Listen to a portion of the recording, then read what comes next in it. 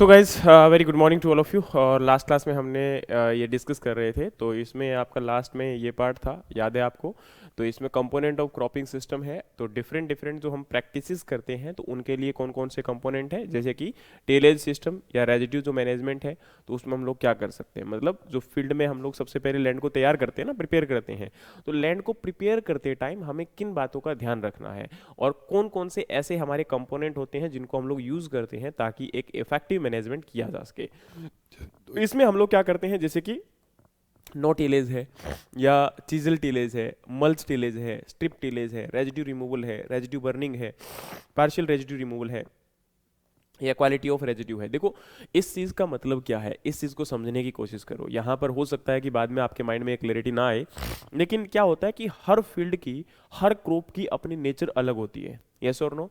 और वहां पर हम लोग क्या करेंगे, अपनी प्रैक्टिसेस को फॉलो करेंगे अपनी नीड के बेसिस पर, ठीक है। तो जैसे एग्जांपल के तौर पे यहाँ पे हमने लिखा कि नो टेलेज, तो जैसे एग्जांपल के तौर पे हम लोग चाहते हैं कि रेजिड्यू को मेंटेन किया जाए फील्ड में, तो हम क्या करेंगे, नो टेलेज को अडॉप्ट करेंगे। उसमें हम लोग डायरेक्टली आपका जीरो टेलेज या फिर जो हैप्पी सीडर, सुपर सीडर जैसी मशीनरीज को यूज कर सकते हैं, या चीजल टेलेज जिसमें हम चीजल प्लो को यूज करते हैं। मतलब प्लोइंग से आपके सोइल के अंदर जो, क्योंकि चीजल प्लो का काम होता है सब सोइल लेयर को आपका ओपन करना। तो आपको पता है कि कॉन्टिन्यूस जब हम सेम डेप्थ ऑफ टेलेज करते रहते हैं तो उसमें क्या होता है कि आपका हार्ड पैन बन जाता है, तो वहां पर हमें इसकी रिक्वायरमेंट होगी।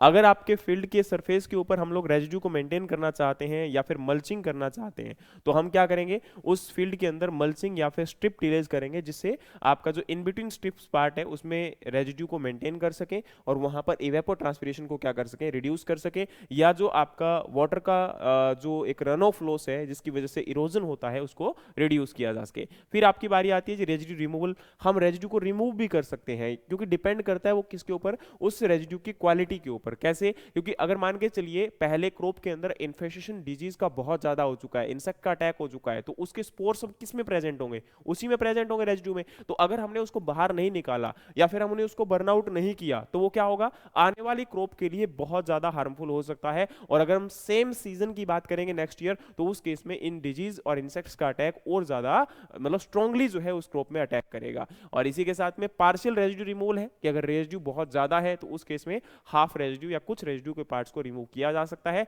बाकी रिमेनिंग फील्ड में स्टेगनेंट रख सकते हैं। और उसी के साथ में क्रॉपिंग सिस्टम कौन कौन से फॉलो कर सकते हैं, तो आपको पता है जितने भी क्रॉपिंग सिस्टम हम लोग अभी पढ़कर हटे हैं सबके बारे में बता चुका हूं कि क्या क्या होता है, फायदा क्या है, नुकसान क्या है। तो उनके नीड के बेस पर हम लोग इनको अडॉप्ट कर लेंगे। फिर बारी आती है जी आपके न्यूट्रिएंट और वाटर मैनेजमेंट की। देखो, न्यूट्रिएंट एंड वाटर मैनेजमेंट को लेकर आजकल बहुत सारे कंसर्न है। अच्छा, एक बात और याद रखिएगा बच्चों, हो सकता है कि तुम लोग इस बात को मानोगे कि नहीं मानोगे, पर मेरी आपसे एक हम्बल रिक्वेस्ट है। मैंने अभी एक सीरीज स्टार्ट की है जिसमें मैं पीआईबी जो प्रेस इंफॉर्मेशन ब्यूरो, जो एग्रीकल्चर, मतलब एग्रीकल्चर नहीं, इंडिया के अंदर जो भी आपकी स्कीम आते हैं, नए इनिशिएटिव आते हैं, तो उनके रिगार्डिंग जो भी एग्रीकल्चर और एग्रीकल्चर के रिगार्डिंग कोई अपडेट आएगी, कोई प्रोग्राम आएगा, तो उनको मैं यूट्यूब पे अभी सोल आउट करवा रहा हूँ। उसमें से कुछ पार्ट मैं कोशिश करूंगा कि आप लोगों के साथ भी हमेशा शेयर करूं, लेकिन कई बार क्या होता है कि नहीं पॉसिबल हो पाता कि उतना कंटेंट आपके साथ डायरेक्टली क्लास के अंदर नहीं शेयर हो जाता। तो वहां पर आप लोग इस सीरीज को जरूर साथ में नोट डाउन करते हुए चलना। इसके लिए अपनी एक नोटबुक लगा लेना, क्योंकि मैं इसमें जितने भी रिसेंट आपके फैक्ट्स होंगे, डेटा होंगे, करंट होंगे, तो उनके बारे में मैं वहां पर एक्सप्लेन करता हुआ जाऊंगा। तो आप एक नोटबुक के अंदर उन चीजों को नोट डाउन कर सकते हो। तो इससे क्या फायदा होगा आपको कि अगर रिसेंट करंट के रिगार्डिंग अगर कोई डेटा आ जाता है, कोई क्वेश्चन आ जाता है, तो आप आसानी से उसका क्या कर पाओगे, आंसर कर पाओगे। तो इसके लिए मुझे बार बार आप लोगों को बोलना ना पड़े, और उम्मीद है कि आप लोग इस चीज को कर लोगे, क्योंकि आपके लिए है और मेरे लिए नहीं है। मैं फिर बोल रहा हूं, आप इससे डेफिनेटली फायदा ले सकते हो, ये मेरा वायदा है आपसे। और यहां अगर हम बात करें, तो इसके साथ में हम बात कर रहे हैं न्यूट्रिएंट और वाटर मैनेजमेंट की। तो आपका न्यूट्रिएंट एंड वाटर मैनेजमेंट का मतलब क्या होता है, क्योंकि दोनों यहाँ पर सोइल में न्यूट्रिएंट्स की बात करें या फिर हम वाटर की बात करते हैं, तो वाटर एक इंपॉर्टेंट नेचुरल रिसोर्स है जो कि लगातार डिप्लीट होता जा रहा है, खरा आपका खत्म होता जा रहा है, या फिर जहां भी न्यूट्रिएंट वाटर प्रेजेंट है वो आपका खराब हो चुका है, पोल्यूट हो चुका है, यस और नो। तो जैसे एग्जांपल के तौर पे हम वाटर बॉडीज को देखते हैं, तो वाटर बॉडीज में क्या होता है, आपका बहुत सारे जो हमारे वाटर पॉन्ड्स हैं, तालाब हैं, झील है, उनके अंदर क्या हो चुका चुका है, एल्गी डिपॉजिट हो चुकी है, काई आ चुकी है, फाइटोप्लैंक्टन डिपॉजिट हो चुके हैं, जिसकी वजह से क्या हो रहा है, उस वाटर की क्वालिटी खराब हो चुकी है, वो आपका पोल्यूटेड हो चुका है, तो इसके लिए उसको बचाना जरूरी है। नेक्स्ट आपकी बारी आती है जी use of amendment like manures and compost हम लोग यूज कर सकते हैं। जैसे आपके सोइल के न्यूट्रिएंट स्टेटस को इंप्रूव करना है, तो न्यूट्रिएंट आपको पता है कि एक तो हम लोग फर्टिलाइजर की फॉर्म में अप्लाई करते हैं, तो फर्टिलाइजर से क्या होता है, सोइल आपकी पोल्यूट होती है, वाटर पोल्यूट होता है, एयर पोल्यूट होती है, जिससे आपका जो नेचुरल फर्टिलिटी है सोइल की वो लगातार क्या होती जाती है, खत्म होती जाती है। तो हम क्या चाहते हैं उसके अंदर कि जो नेचुरल फर्टिलिटी है उसको मेंटेन कर सकें, और उसके लिए सोइल में ऑर्गेनिक मैटर को ऐड करना पड़ेगा, सोइल का जो बायोलॉजिकल साइकिल है उसको मेंटेन करना पड़ेगा, और उसी के लिए हम उसमें ऑर्गेनिक मैटर्स या फिर आपका ये कह सकते हो कि मैन्योर कंपोस्ट जैसे कंपोनेंट्स को क्या करने वाले हैं, यूज करने वाले हैं।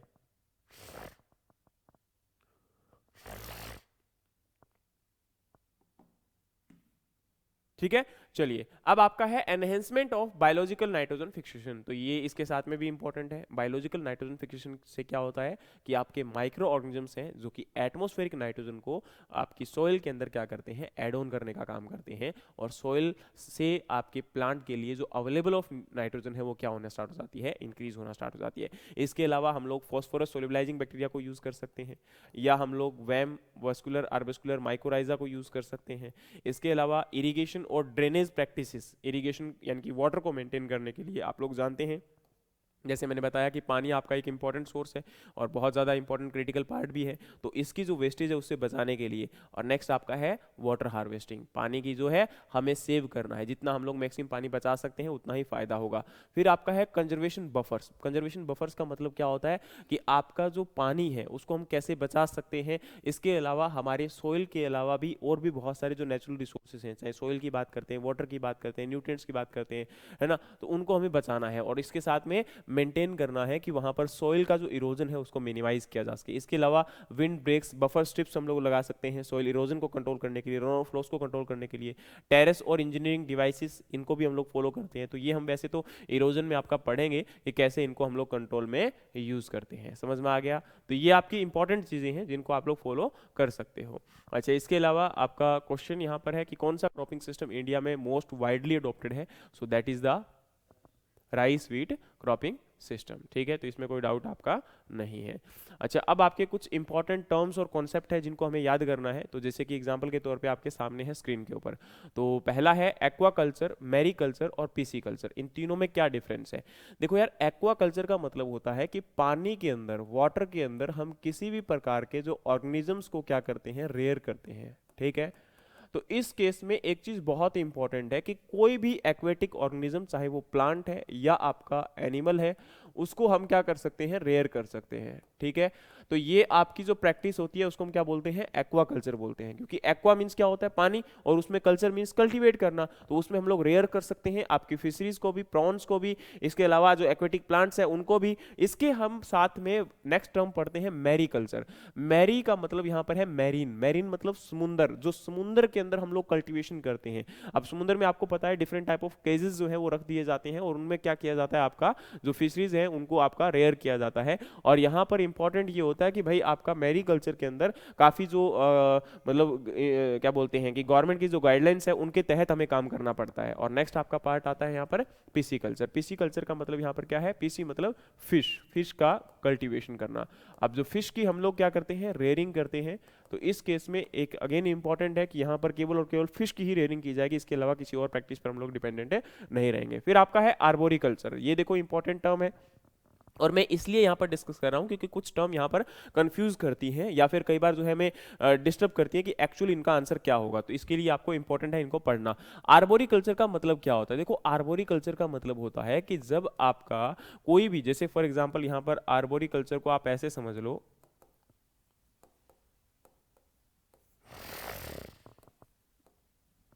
कि भाई ट्रीज, शब्स, हर्ब्स, इनको हम लोग यूज करते हैं।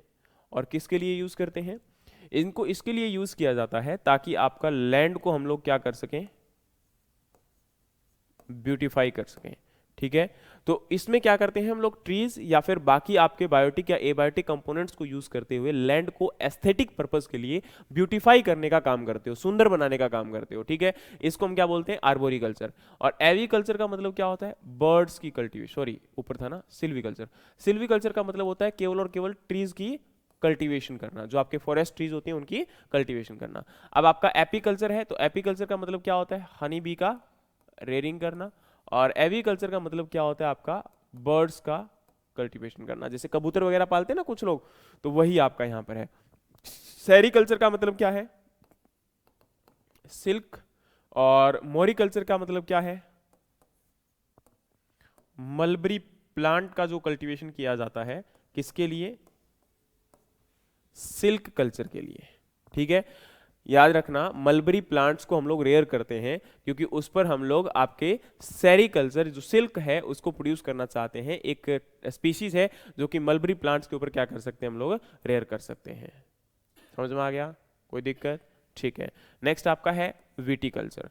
तो विटी मतलब यहां पर क्या है, ग्रेप्स की जो वाइन्स होती हैं उनको कल्टीवेट किया जाता है।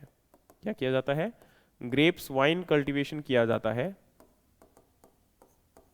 ठीक है। और इसमें इंपॉर्टेंट क्या है कि ग्रेप्स की वाइन को यहाँ पर क्या किया जाएगा, कल्टीवेट किया जाएगा, ठीक है।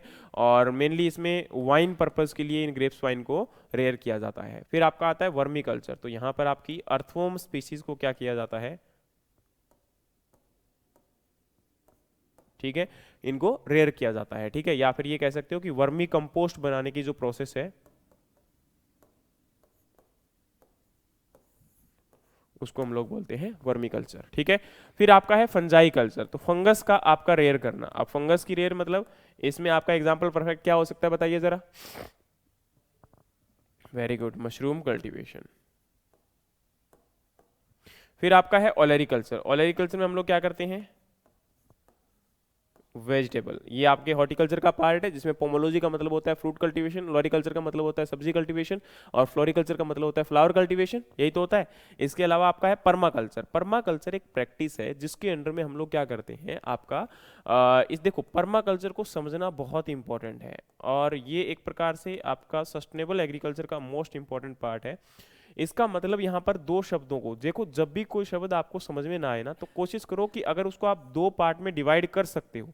जरूरी नहीं है कि हर शब्द दो पार्ट में डिवाइड हो जाएगा, लेकिन अगर कोई आपका दो पार्ट में डिवाइड हो सकता है तो उसको कोशिश करिए टू पार्ट्स में ब्रेक करने की। इससे क्या होता है, वो शब्द आसान हो जाता है। जैसे यहां पर क्या बोला हमने, परमानेंट कल्चर। तो अच्छा, कोई ऐसा कल्चर है जो परमानेंट हो सकता है, इसका मतलब ये होता है कि देखो हम लोग अगर मोनोकल्चर, जैसे कि फॉर एग्जांपल आज के टाइम पर जो rice wheat cropping system adopt कर चुके हैं, इसको कितने साल और कर लेंगे, मैक्सिमम 50 साल और कर लेंगे, इससे ज्यादा तो नहीं कर पाएंगे। क्योंकि उसके बाद क्या होगा कि आपका जो यहां पर बायोडाइवर्सिटी सिस्टम है, इकोसिस्टम है, ये इम्बैलेंस हो जाएगा और पॉसिबल नहीं है कि हम लोग आपका क्रॉप प्रोडक्शन आगे कर पाएंगे। समझ में आ रहा है। और यहां पर जो पेस्ट और डिजीज या फिर इतने आपके हार्मफुल डिजीज, इंसेक्ट पेस्ट का अटैक होना स्टार्ट हो जाएगा कि उस टाइम पर इनको कंट्रोल करना डिफिकल्ट होगा। तो यहां पर हम लोग क्या करते हैं, जब भी किसी रीजन के अंदर आपकी डिफरेंट टाइप ऑफ स्पीशीज को रेयर करते हैं as in the form of natural form, और वहां पर आपकी बहुत सारी स्पीशीज को एक ही लोकेशन के ऊपर जो है एक डाइवर्सिटी के तौर पर उनको रेयर किया जाता है। जैसे एग्जांपल के तौर पे इसका परफेक्ट एग्जांपल होता है हमारा घर का वेजिटेबल गार्डन। जो आपके घर में गार्डन होता है उसमें हम क्या करते हैं, उसमें आपके फ्रूट के पौधे भी लगे होते हैं, कुछ छायादार पेड़ भी लगे होते हैं, आपकी सब्जियों के प्लांट भी लगे होते हैं, कुछ एक आदि जो है आप लोग मतलब क्या बोलते हैं इनको, कुछ आपके वेजिटेबल्स के जो प्लांट होते हैं इनको भी लगा लेते हैं। इसके साथ में हम लोग फ्रूट ट्रीज को लगा लेते हैं, या फिर हम कुछ फ्लावर के पौधे भी लगा लेते हैं एक साथ में, और फिर भी वहीं भी हम क्या करते हैं, कुछ पल्सेस जैसे जो पौधे होते हैं वो भी हम लगा लेते हैं। तो इसमें बहुत सारी डाइवर्सिटी आपको देखने को मिलती है, और इस डाइवर्सिटी से क्या होता है कि वहां पर सेम क्रॉप के ऊपर लगातार आपके इंसेक्ट पेस्ट अटैक नहीं करते हैं, और जिससे हमारी क्रॉप को हम लोग या फिर हमारे फील्ड को हम लोग आराम से बचा सकते हैं। और उसी के साथ में एक डाइवर्सिटी मेंटेन होने के कारण आपका जो सोइल का लॉस है वो भी हमें नहीं होगा, देखने को मिलेगा, क्योंकि देखो सोइल में लगातार न्यूट्रिएंट्स का एडिशन होता रहेगा जो आपकी डाइवर्सिटी ऑफ क्रॉप है उनके साथ में। तो इससे आपका जो लॉस है वो फील्ड का एकदम से बच जाएगा, और इसे ही हम लोग बोलते हैं परमानेंट एग्रीकल्चर, जिसका मतलब ये होता है कि एक ऐसी एग्रीकल्चर जिसको हम लोग सस्टेनेबल वे के साथ लॉन्ग टर्म तक क्या कर सकते हैं, ग्रो करवा सकते हैं। और फिर आपका नेक्स्ट है मोनोकल्चर। तो ये मैं आपको डिस्क्राइब कर चुका हूं। बताइए कि इतने में किसी को भी कोई दिक्कत है, यहां तक किसी भी बच्चे को कोई समस्या है, कोई क्वेश्चन है, बताओ बताओ बताओ, जल्दी बताओ। फिर आपका कुछ इंपॉर्टेंट कंफ्यूजिंग टर्म्स।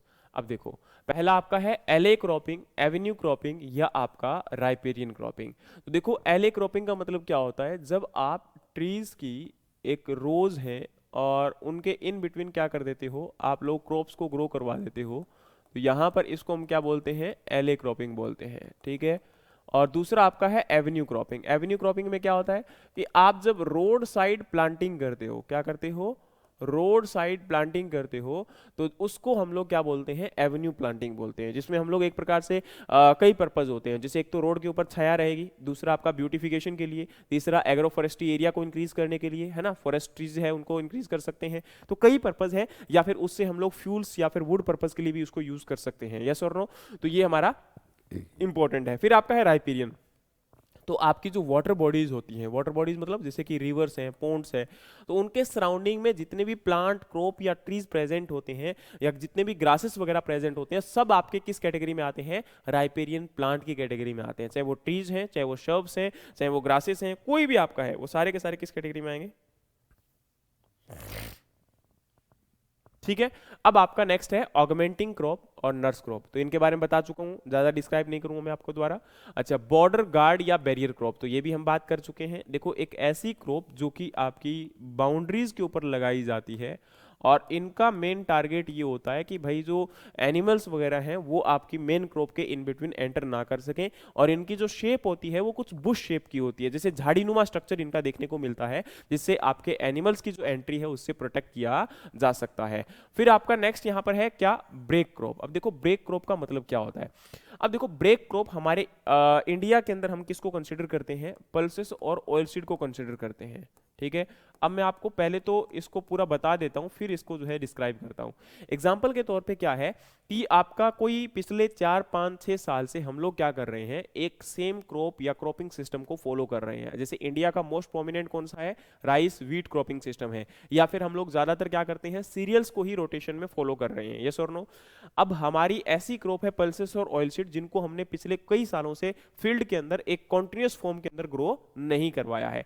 लगातार हमारे जो पेरेंट्स हैं या हमारे जो फोरफादर्स हैं, उन्होंने एक सेम क्रॉपिंग सिस्टम को फॉलो किया है, और उसमें आपका पल्सेस और ऑयलसीड्स का इंट्रोडक्शन बिल्कुल ना के बराबर किया है। तो अगर हम लोग ट्रेडिशनल क्रॉपिंग सिस्टम को ब्रेक कर कर, हमने क्या किया यहां पर, ट्रेडिशनल क्रॉपिंग सिस्टम को ब्रेक कर कर नई क्रॉप मतलब ये नहीं कि कोई क्रॉप हमने खोजी है, इसका मतलब है कि ये क्रॉप पिछले कुछ सालों से फील्ड में काफी लो या काफी कम इंट्रोड्यूस हुई है, और उनको हम एक फुल फ्लेज सिस्टम के फॉर्म में अगर इंट्रोड्यूस करवा देते हैं, तो इसको हम लोग क्या बोलते हैं, ब्रेक क्रॉप के नाम से जानते हैं। और इंडिया में पल्सेस और ऑयलसीड इसलिए ब्रेक क्रॉप है क्योंकि इंडिया में आपका पिछले कई सालों के अंदर पल्सेस और ऑयलसीड का प्रोडक्शन या फिर उनका जो एरिया है वो काफी हद तक डिक्रीज हुआ है, ठीक है। तो ये चीज आपको यहां पर कंसीडर करनी है, जरूरी नहीं कि पल्सेस और ऑयलसीड ही ब्रेक क्रॉप होगी, कोई भी हो सकती है। ये मैंने जस्ट आपको यहां पर बताया कि इंडिया में पर्सपेक्टिव, अगर आपका एग्जांपल में कई बार क्वेश्चन पूछ लेते हैं ना, भाई अब ये बताओ कि कौन सी होंगी, तो पल्सेस और ऑयलसीड को आप लोग क्या कंसीडर कर सकते हो, ब्रेक क्रॉप कंसीडर कर सकते हो, कारण इसका मैंने आपको बता दिया। अच्छा, अगला आपका है ट्रैप एंड डिकोय क्रॉप। इसको मैं डिटेल में एक्सप्लेन करूंगा आगे, अभी मैं इसके बारे में बात नहीं कर रहा हूं, क्योंकि दोनों में डिफरेंस भी है और दोनों में बहुत सारी चीजें भी है। फिर आपका बारी आती है जी कैश क्रॉप, कमर्शियल क्रॉप, या फिर आपका कैच या कॉन्टिंजेंट क्रॉप। अच्छा, अब यहां पर कैश क्रॉप को लेकर बड़ा कंफ्यूजन होता है कि सर कैश क्रॉप क्या होती है। बोलोगे सर जिस क्रॉप से हमें हार्ड अर्न कैश मिलता है बेचने से, ऐसी कोई क्रॉप का नाम बताओ जिसको बेचोगे और फसल से पैसा नहीं मिलेगा, कोई है ऐसी क्रॉप? नहीं, सारी क्रॉप को बेचोगे तो क्या मिलेगा, पैसा। समझ में आ रहा है। अब यहां पर क्या है आपका कैश क्रॉप। तो देखो कैश क्रॉप का मतलब क्या है, यहां इसका मतलब है कि भाई जिस क्रॉप को आप क्या करते हो, आपका मार्केटिंग सरप्लस जो होता है वो 100% हो, मार्केटेबल सरप्लस, सॉरी, ठीक है। तो देखो मार्केटेबल सरप्लस का मतलब क्या होता है, देखो मार्केट एक प्लेस है जहां पर आप क्या कर सकते हो, अपने प्रोडक्ट की सेलिंग कर सकते हो, या तो कोई प्रोडक्ट क्या कर सकते हो, सेल कर सकते हो, या फिर क्या कर सकते हो, बाय कर सकते हो। ऐसी जगह को हम क्या बोलते हैं, मार्केट बोलते हैं, यस और नो। अब हम जब क्रॉप को क्या करते हैं, प्रोड्यूस करते हैं, ठीक है। तो प्रोडक्शन जैसे ही हो जाएगा, हार्वेस्टिंग के बाद हम क्या करते हैं, इस क्रॉप को मार्केट में लेकर जाते हैं और आपका वहां पर सेल कर देते हैं, यस और नो।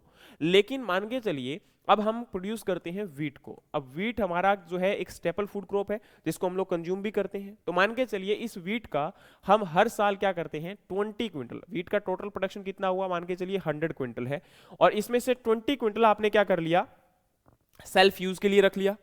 अब बाकी रिमेनिंग आपका 80 यहां पर क्या है, मार्केट में बेचने के लायक है। तो आप हर साल लगभग आपका 20% हिस्सा घर पे रखते हो, बाकी 80% क्या कर देते हो, मार्केट में बेच देते हो। तो आपका मार्केट एबल मतलब मार्केट में बेचने के योग्य कितना पार्ट हुआ, 80% हुआ, 80 क्विंटल हुआ। तो इस केस में आपका मार्केटेबल सरप्लस कितना है जी, 80 क्विंटल है। अच्छा, अब जरूरी नहीं है कि आप मार्केट में 80 ही बेच दोगे। देखो, मार्केट एबल का मतलब है कि जो आपका बेचा जा सकता है, लेकिन आपने सोचा कि 2 महीने के बाद इसका प्राइस बढ़ सकता है, या आपके दोस्त ने बता दिया, आपको किसी मिडिल मैन ने बता दिया, आपने अब क्या किया, मार्केट में 60 क्विंटल बेच दिया और 20 क्विंटल और बचा लिया। अब ये जो प्रोडक्ट है वो क्या है आपका, मार्केटेड है, जो बेचा गया है। ये क्या है आपका, मार्केटेड है, जिसको बेचा जा चुका है।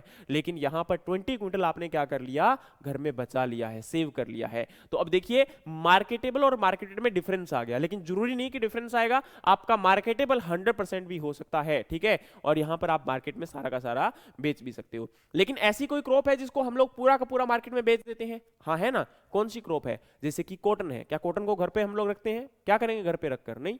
हाँ हाँ, हो सकता है कि कुछ टाइम के लिए जैसे हमने इसको रखा था वैसे रख लें, लेकिन वैसे तो हमारी फसल को क्या किया जाएगा, मार्केट में बेचा ही जाएगा, 100% बेचा जाएगा, ठीक है। तो आपका जैसे कि शुगरकेन है, कॉटन है, ये हमारी क्या होती हैं, इन क्रॉप में पहले प्रोसेसिंग की रिक्वायरमेंट होती है, पहले इनको प्रोसेस किया जाएगा। इनको जो है आपका जैसे कि गिनिंग किया जाता है कॉटन को, या फिर उसके बाद रीलिंग की जाती है, उसके धागे बनाए जाते हैं, कपड़े बनाए जाते हैं, फिर इनका प्रयोग में लाया जाता है। उसी प्रकार से हमारा जो शुगरकेन है, पहले उसको क्रश किया जाएगा, जूस निकाला जाएगा, शुगर आपका गुड़ बनाया जाएगा, चीनी बनाई जाएगी, फिर इसको यूज में लाएंगे। तो यहां पर कंप्लीट प्रोसेस। तो हम क्या करते हैं कि जिस क्रॉप में आपका 100% क्या है, मार्केटेबल सरप्लस है, क्या है आपका, मार्केटेबल सरप्लस है, उसको हम लोग बोलते हैं कैश क्रॉप। या जिस क्रॉप में पहले आपकी प्रोसेसिंग की रिक्वायरमेंट होती है बिफोर द यूज, और उसके लिए हमें इंडस्ट्रीज के ऊपर डिपेंडेंट रहना पड़ता है, तो उस केस में हम उस क्रॉप को क्या बोलते हैं, आपका कैश क्रॉप बोलते हैं। समझ में आ गया। और यहां पर दूसरा शब्द हमारा है कमर्शियल क्रॉप। क्या होती है कमर्शियल क्रॉप, कोई भी ऐसी क्रॉप होती है जिसको आप मार्केट में केवल और केवल प्रॉफिट पर्पस के लिए ग्रो करवाते हो। तो जितनी भी आपकी कैश क्रॉप है, सारी की सारी क्या है, कमर्शियल क्रॉप है। कैश क्रॉप सारी की सारी क्या है, कमर्शियल क्रॉप है। लेकिन अगर आप वीट को भी केवल और केवल प्रॉफिट पर्पस के लिए ग्रो करवाते हो, तो भी वो क्या है, आपकी यहां पर है, कमर्शियल क्रॉप हो सकती है। जैसे अडानी अंबानी, अपने मैंने बताया था ना कि कॉर्पोरेट फार्मिंग होती है, तो कॉर्पोरेट फार्मिंग में कोई भी क्रॉप आप ग्रो करवाओगे, वो किस पर्पस के लिए होती है, कमर्शियल पर्पस के लिए होती है, जिसको केवल और केवल मार्केट में रिटेलिंग या फिर आपका डायरेक्टली सेलिंग के लिए ग्रो करवाया जाता है। तो वो आपका हो गया। और इसी के साथ में आपका नेक्स्ट आ जाता है कैच या कंटिजेंट क्रॉप। तो इसका मतलब होता है कि जैसे मान के चलिए आपने कॉटन की क्रॉप को लगा दिया था अप्रैल में, और अब क्या हुआ, आपकी जो कॉटन की क्रॉप है वो जुलाई में व्हाइट फ्लाई के अटैक की वजह से क्या हो गई, खराब हो गई, पूरी फसल बर्बाद हो गई। क्या दोबारा कॉटन को लगाया जा सकता है, नहीं लगाया जा सकता, क्योंकि टाइम ड्यूरेशन नहीं बचा है हमारे पास। और विद इन अब 2 मंथ में आपके पास यहां पर नेक्स्ट सीजन आ जाएगा। तो आपको क्या करना है, 2 महीने के लिए कोई स्मॉल ड्यूरेशन क्रॉप चाहिए। तो इस टाइम पे हमारे ऊपर क्या आ गई, इमरजेंसी आ गई। तो इमरजेंसी के टाइम पर कोई शॉर्ट ड्यूरेशन क्रॉप हम जब ग्रो करवाते हैं, तो उसको इमरजेंसी क्रॉप, कैच क्रॉप या कॉन्टिजेंट क्रॉप। कैच क्रॉप क्यों बोला, क्योंकि ये अगले सीजन को कैच करने का क्या कर रही है, काम कर रही है, यस और नो। तो इसलिए हम इसको क्या बोलते हैं, कैच क्रॉप, कंटिजेंट क्रॉप या फिर इमरजेंसी क्रॉप। और ये क्रॉप आपकी जैसे कि मूंग बीन, क्योंकि मूंग बीन का टाइम पीरियड कितना होता है, 2 महीने का होता है, और 2 से 2.5 महीने में उसको हम क्या कर लेते हैं, हार्वेस्ट कर लेते हैं। अनियन हो सकता है ना। तो कोई भी ऐसी क्रॉप जिसका कि स्मॉल ड्यूरेशन होता है, और वो आपका उस ड्यूरेशन के अंदर कैच करने का काम करेगा, उस सीजन को पकड़ने का काम करेगा। कोई भी क्रॉप आपकी फेल हो जाए और उसके इन बिटवीन जो सीजन प्रेजेंट है और वहां पर आपकी कोई क्रॉप को ग्रो करवाया जा रहा है, तो वो आपका किसका काम करेगी, एक कैच क्रॉप का काम करेगी, यस और नो।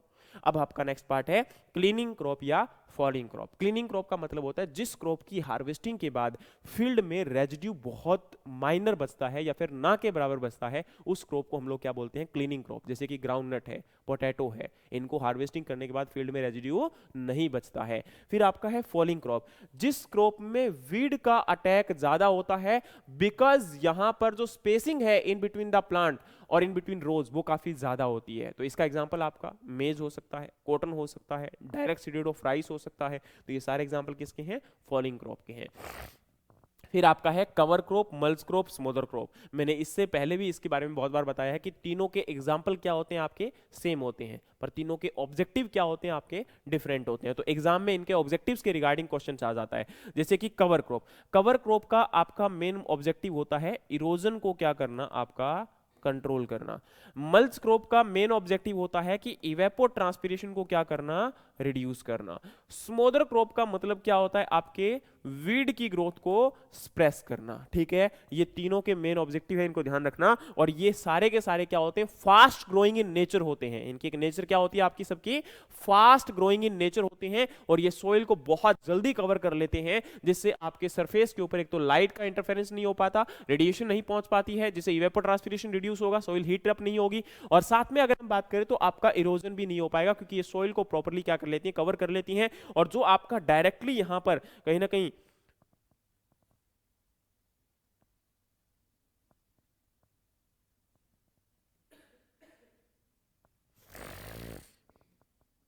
हम लोग देखते हैं ना, जिसको क्या बोलते हैं,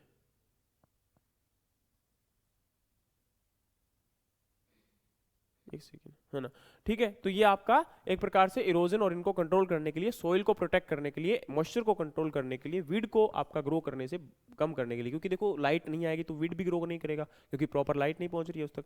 कॉम्प्लीमेंट्री, सप्लीमेंट्री या फिर आपका कॉम्पिटिटिव क्रॉप, इनको मैं बता चुका हूं कि क्या होती है। इसके अलावा नेक्स्ट है एग्जॉस्टिव और रिस्टोरेटिव, ये भी हम बात कर चुके हैं। जो क्रॉप सोइल में से ज्यादा न्यूट्रिएंट को एग्जॉस्ट करती है वो एग्जॉस्टिव है, जो आपकी सोइल के अंदर न्यूट्रिएंट को रिस्टोर करने का काम करती है वो रिस्टोरेटिव क्रॉप है। ठीक है, और फिर आपका अगला है एनर्जी क्रॉप, जिस क्रॉप से आपका, जैसे कि फॉर एग्जांपल बायोडीजल प्लांट हो सकता है, लेकिन यहाँ पर मेनली एनर्जी के रिस्पेक्ट में दो प्रकार से हम लोग यूज कर सकते हैं। ठीक है, एक अगर हम फ्यूल प्रोडक्शन करने के लिए यूज करते हैं तो बायोडीजल प्लांट हो जाएगा। अगर हम वैसे कार्बोहाइड्रेट प्रोडक्शन की बात कर रहे हैं, उसमें भी एनर्जी आपका होता है, तो वो आपकी फीड या फोडर में आपकी एनर्जी की बात हो रही है, तो वहां पर हम पोटैटो जैसी क्रॉप की बात कर सकते हैं। फिर आपकी बारी आती है जी पैरा या उतेरा क्रॉप, तो ये आपका रिले क्रॉपिंग के ही दूसरे क्या होते हैं, नाम होते हैं। समझ में आ गया? ठीक है, लेकिन अगर जैसे एग्जांपल के तौर पे मैंने आपको बताया था कि राइस आपकी क्रॉप है, इसको क्या किया जाएगा, 4 महीने के बाद आपका हार्वेस्ट किया जाएगा। लेकिन उससे पहले हमने क्या कर दिया, लेथाइरस की यहाँ पर अगर आपने प्लांटिंग कर दी, तो लेथाइरस आपका एग्जाम्पल होता है उतेरा का, सॉरी पैरा क्रॉप का, और राइस एग्जाम्पल होता है उतेरा का। ठीक है, लेकिन वैसे पैरा और उतेरा क्या है, रिले क्रॉपिंग है एक प्रकार से। ट्रक क्रॉप, जिस क्रॉप को डिस्टेंट मार्केट, दूर की मार्केट में मंडी में बेचने के लिए ग्रो करवाया जाता है, और ज्यादातर इनको जो है आपका मतलब क्या बोलते हैं कि जैसे फॉर एग्जांपल टोमेटो है, तो उसको कंप्लीट रेड नहीं किया जाता, थोड़ा सा अर्ली स्टेज में ही क्या कर लिया जाता है, हार्वेस्ट कर लिया जाता है, फिल्म स्टेज में ही इनको हार्वेस्ट कर लिया जाता है, क्योंकि वहां तक जाते जाते क्या हो जाएंगे, पक जाएंगे। समझ में आ गया? वेयर क्रॉप, वेयर क्रॉप क्या होती है, जिनको पहले अब आपका मार्केट में ले जाने से पहले स्टोर कर लिया जाता है, और खासकर ये पेरेसिबल कमोडिटीज के लिए होता है, या फिर जिन कमोडिटीज के मार्केट में प्राइस हायर होने के चांसेस होते हैं, उनको मार्केट में ले जाने से पहले आपका स्टोर कर लेते हैं, और फिर 2-3 महीने रुकने के बाद आपका क्या किया जाता है, सेल किया जाता है। समझ में आ गया? फिर आपकी बारी आती है जी ड्रेस कॉर्न। ड्रेस कॉर्न का मतलब क्या होता है, ये एक्चुअल में बार्ले और ओट का कॉम्बिनेशन होता है, जो कि आपका फीड पर्पज के लिए, एनिमल्स के लिए इसको क्या किया जाता है, आपका यूज किया जाता है। तो बार्ले और ओट का ये क्या होता है जी, कॉम्बिनेशन होता है। ले क्रॉप, ये हम फोडर्स के लिए यूज करते हैं, जिसमें हम लोग फोडर की एक के बाद कटिंग हार्वेस्टिंग करते रहते हैं और उसको यूटिलाइज किया जाता है। और नेक्स्ट आपका है इरोजन परमिटिंग या इरोजन रेजिस्टेंट क्रॉप। तो इरोजन परमिटिंग का मतलब है जो परमिट करती है, और रेजिस्टेंट मतलब जो रेजिस्ट करती है। तो कवर क्रॉप एग्जाम्पल किसका है, आपका इरोजन रेजिस्टेंट क्रॉप का है। ठीक है, तो ये हमारे यहाँ पर क्या थे जी, आपका एग्जाम्पल थे, और ये कंफ्यूजिंग टर्म्स थी जिनको हमने पढ़ा। ठीक है, तो यहाँ तक आपको समझ में आया कि नहीं आया? तो आज के लिए इतना ही रखते हैं, क्योंकि नेक्स्ट सेशन आपका काफ़ी ये लंबा हो जाएगा, और अभी 2-3 चीज़ें कुछ और बाकी हैं आपके क्रॉपिंग सिस्टम की, उनको हम लोग अच्छे से पढ़ने की कोशिश करेंगे। और इसके अलावा 2-3 सेशन ऐसे हैं जिसके अंदर क्रॉपिंग की जो टर्मिनोलॉजीज हैं उनके बारे में हम लोग डिस्कशन करेंगे, तो वहाँ से आप लोग अच्छे से याद करके आइए, पढ़कर आइए। और मैं आपको एक ही रिकमेंडेशन दूंगा कि ये पार्ट आपका इंपॉर्टेंट है। और देखो, अगर आप लोगों ने कल सेंट्रल वेयर हाउस कॉर्पोरेशन का एग्जाम देखा है, तो उसमें आपका एक क्वेश्चन वहाँ पर कवर हुआ है कि स्पेशलाइज्ड फार्मिंग की डेफिनेशन का, याद है? तो फार्मिंग सिस्टम आपको मैंने कवर करवाए थे, उसमें वो सारा का सारा आपका कवर है, हो गया है। तो देखो, क्वेश्चंस आपके इसी प्रकार से आएंगे, कोई अलग नहीं आएंगे, लेकिन दिक्कत क्या है, हमें उनको उतना भी अच्छे से पढ़ना भी पड़ेगा। समझ में आ गया?